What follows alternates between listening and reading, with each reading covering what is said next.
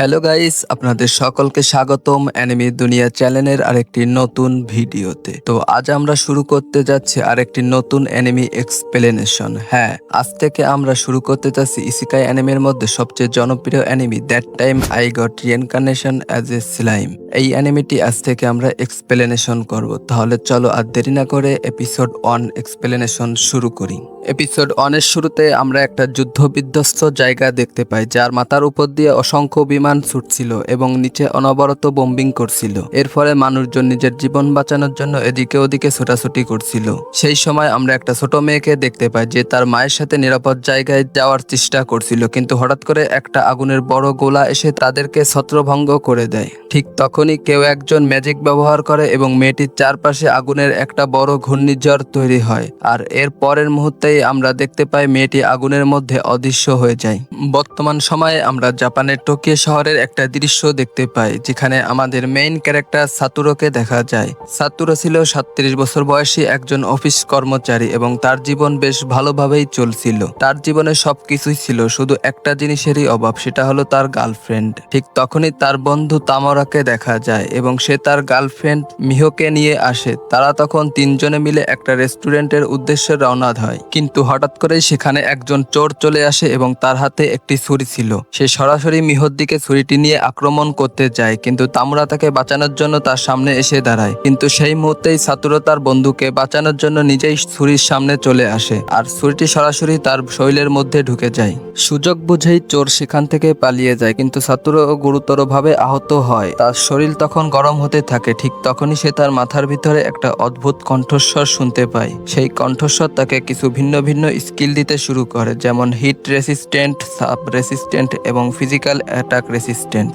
যখন সাতুরো বলে আমার খুব ব্যথা করছে, তখন সেই কণ্ঠস্বর তাকে দেয় পেইন নেলিফিকেশন। এভাবেই সে আরো কিছু অদ্ভুত স্কিল পেতে থাকে। পূর্ণজন্ম। অবশেষে সাতুরো মারা যায়, কিন্তু সে মৃত্যুর পরেও তার চেতনায় থাকে। কিছুক্ষণ পরে সে বুঝতে পারে সে কোথাও আছে, কিন্তু সে কিছুতেই বুঝতে পারছিল না সে কোথায় আছে এবং সে তার হাত পাও অনুভব করতে পারছিল না। ধীরে ধীরে সে বুঝতে পারে সে একটি অন্য দুনিয়ায় চলে এসেছে এবং সে একটি স্লাইমে পরিণত হয়েছে। নতুন ক্ষমতা। এখন সাতুরোর কাছে দুটি বিশেষ ধরনের স্কিল আছে, একটা হলো পেডিটর এবং অন্যটি হলো গ্রেট সেজ। পেডিটর স্কিল দিয়ে যে কোনো জিনিস গিলে ফেলে তার শক্তি এবং তথ্য পেতে পারে। গ্রেট সেজ তাকে সবকিছু বিশ্লেষণ করে তথ্য দেয়। এখন সে অবশেষে গাছগাছালি এবং জিনিসপত্র গিলে ফেলে নিজের শক্তি বাড়াতে থাকে। ড্রাগনের সাথে দেখা। হঠাৎ করে সাতুরো একটা কণ্ঠস্বর শুনতে পায়, যেটা ছিল একটি অত্যন্ত শক্তিশালী ড্রাগন, যার নাম ছিল ভেলডোরা। ভেলডোরা গত 300 বছর ধরে এই গুহায় বন্দী ছিল।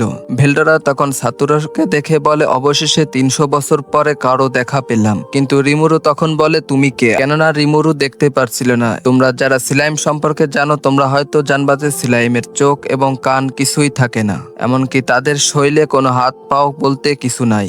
এরপর ভেলডোরা তাকে শিখায় কিভাবে সে ম্যাজিক ব্যবহার করে দেখতে পাবে। তখন ভেলডোরার কথা মতো সাতুরো ম্যাজিক ব্যবহার করে এবং সে অবশেষে ভেলডোরাকে দেখতে পায়, কিন্তু সে ভেলডোরাকে দেখেই ভয়তে কাঁপতে থাকে।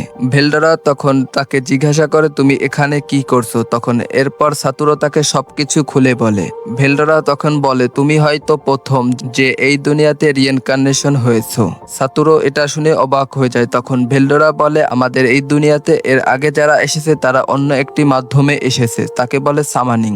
এরপর তারা কথা বলতে থাকে এবং তারা দুইজনে একে অপরের বন্ধু হয়ে যায়। এরপর ভেলডোরা তাকে নতুন একটি নাম দেয়, আর ওটা হলো রিমুরু টেম্পেস। তোমরা যারা অ্যানিমে দেখো তোমরা হয়তো এই নামটি শুনেছো, কেননা যখন শক্তিশালী ক্যারেক্টারের নাম ঘোষণা হয় তখনই রিমুরুর নাম তাদের মধ্যে থাকে। অন্যদিকে আমরা জাপানে সাতুরোর বন্ধুকে দেখতে পাই, যে তার ইচ্ছা পূরণ করার জন্য তার কম্পিউটার এবং হার্ড ডিস্ক পানিতে ফেলে দেয়, কেননা সাতুরো মারা যাওয়ার আগে তার বন্ধুকে এটা করতে বলছিল।